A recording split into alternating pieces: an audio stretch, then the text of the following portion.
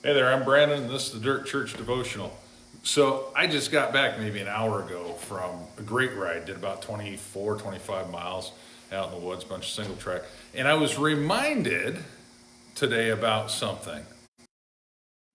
Crashing hurts. It does, it hurts. But you know what hurts worse than crashing? Losing. Losing hurts worse than crashing.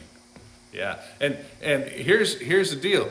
There is a component to losing, and that component is fear. Fear leads to losing. Now, I'm not just paused.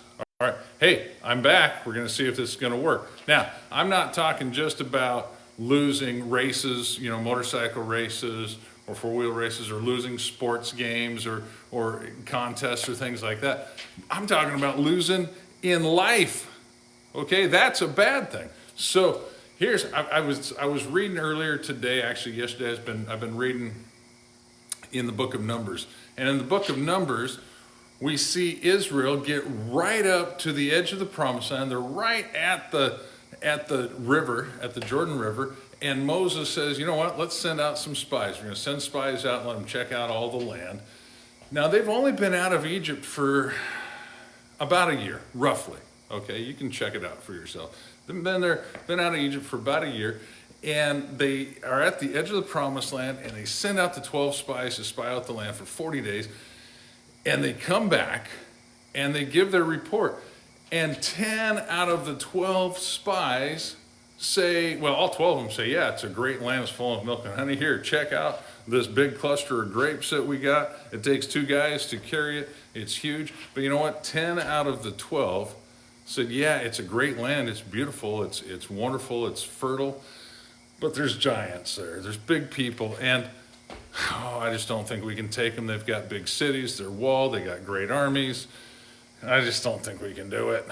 2 out of the 12, Joshua and Caleb, they stepped up and said, no, you know what? God's given it to us. We can take it. Let's go. Here's the problem. The fear that those 10 had infected the entire nation of Israel. 600,000 men, plus women and children, got freaked out about it, and they decided, we want to go back. Here's the problem with fear. Fear causes you to take your eyes off of God.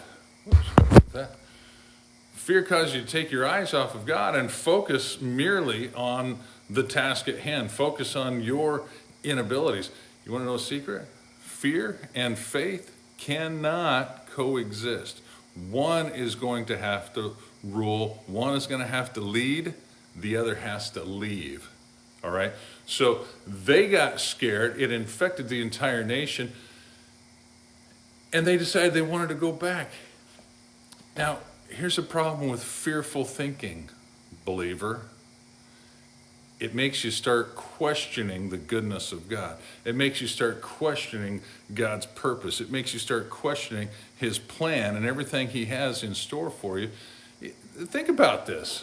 The Israelites, all of a sudden they're scared. They forgot that just a year ago, God had defeated the only world superpower around. He had led them out of there. When that superpower followed them, when the army of Egypt followed them, God, who was appearing as a cloud, he got in between them.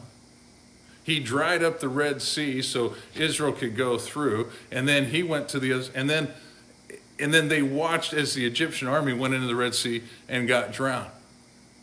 They forgot that God had provided manna for every single day that they had need. They forgot that God had provided water out of a rock when Moses struck it at God's command. They forgot, apparently, that the Amalekites had attacked them, had come out to fight them, and as long as Moses' hands were held in the air by Aaron and Hur, Israel won. They forgot all the blessings of God because of fear. They forgot the promises of God because of fear. And Joshua even tried to remind them. He said, look, if God is for us, who can be against us? God brought us all this way. He's going to take us. No, You know what? They got scared. They ran in fear. They wanted to go back, then they changed their mind again. Here's what happened. They lost at life. That entire generation, with the exception of Joshua and Caleb, they lost at life. Their bodies were strewn around the desert. For 40 years, their descendants had to trudge through the desert. For 40 years, they lost until that entire generation lost out. Here's where I'm going. Don't let fear keep you from winning. Don't be a loser at life. Don't be a loser. Don't lose out of eternity because of fear. Crashing hurts, but you can get back up. Losing hurts worse. That's all I got for you. Lord bless you. Have a great night. Chew on that.